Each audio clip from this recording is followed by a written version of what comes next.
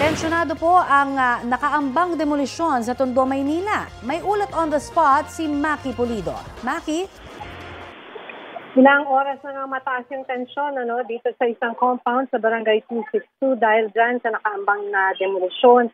Saglit na binugahan ng tubig mula sa truck ng Bureau of Fire Protection ng mga lalaking nakaharang sa gate ng compound bandang alas 11 ng umaga pero hindi umalis sa kanilang pwesto ang mga nakabantay sa gate. Nakakandado yung gate papasok sa compound pero sa tapat nito nakaporma ang anti-riot team. Mula sa loob ng compound may mga hinahagis na umuusok. Hindi pa lang natin alam sa ngayon kung ano yon.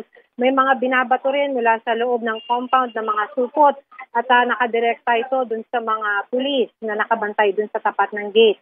Naantala ang demolisyon kanina dahil umulan at ito daw ay for humanitarian reasons. Ang sinasabi ni Sheriff Raimundo Rojas ay ayaw niyang magsagawa ng demolisyon habang umuulan. Pero tuloy daw ang demolisyon dahil wala pa rin naman daw temporary restraining order laban dito.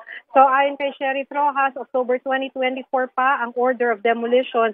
Binigay daw ng korte ang final order of demolition noong February 2025.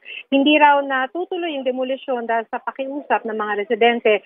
Pero dumaan daw ito sa tamang proseso at 4 na taon na dininig ng korte. Ang alok daw sa mga residente ay 38,000 pesos kung umalis voluntarily.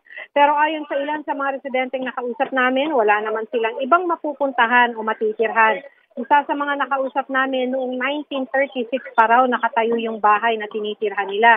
Ipinatayo pa ito ng kanilang mga magulang at wala rin daw silang natanggap na abiso tungkol dito sa demolisyon. Connie. Maraming salamat, Maki Pulido. Kaugnay po sa nakaambang demolisyon sa Barangay 262 sa Tondo, Maynila, susubukan pa nating kunan ng pahayag ang kumpanyang humiling sa korte ng demolition order.